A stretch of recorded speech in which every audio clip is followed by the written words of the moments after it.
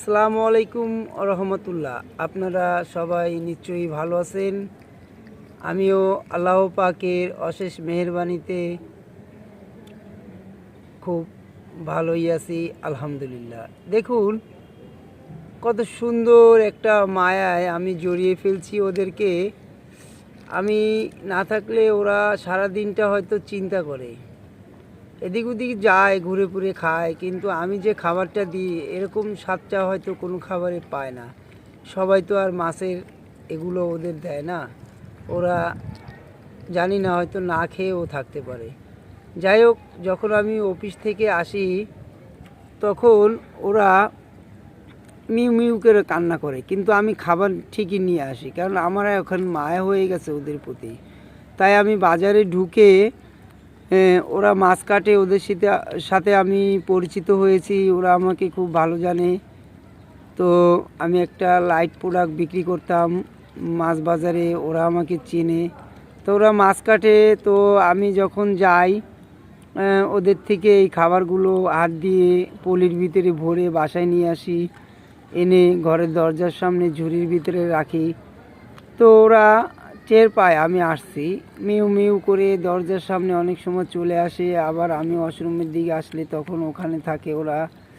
তো যাই হোক, আজকে আমি আসছি, অবশ্যই আমার কাপড়টা ঘরে পাল্টিয়ে যখন এদিকে আসছি খাবার দিব আর কি, ভাবছি একটু গোসল ছেড়ে তারপরে যাই, কিন্তু ম্যাও ম্যাও আমাকে ছাড়লই না, মানে এত কান্না। তখন আমি গোসল না সেরে ঘরে যেয়েই খাবারটা ঝুড়ি থেকে এনে, যে ঝুড়ির ভিতরে রাখছিলাম ঘরের পাশে, ওখান থেকে নিয়ে চলে আসলাম। আসলে এটাই আপনার প্রতি মায়া। মায়া আপনার যার প্রতি থাকুক না কেন, সে যখন কষ্টে থাকবে আপনার, তখন তার প্রতি অবশ্যই মায়াটা বাড়বে।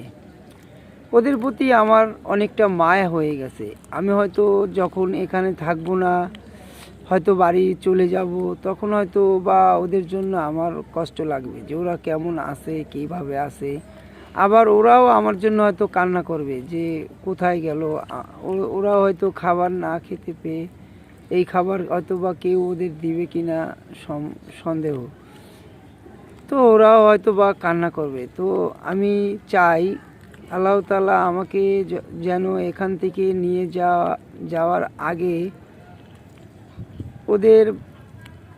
ওদের যেন অন্য কোথাও রিজিক দিয়ে দেয়। আমার আসলে খুব কান্না পায় যখন পশু পাখি প্রাণী বলতে না, কেউ কোনো না কেউ কষ্টে থাকলে আমার তাদের জন্য অনেক কষ্ট পায়। আচ্ছা, যাই হোক, রাখি। আল্লাহ হাফেজ। আপনাদের যদি আমার কথা ভালো লাগে তো আপনারা ভিডিও দেখবেন, ঠিক আছে? আল্লাহ হাফেজ।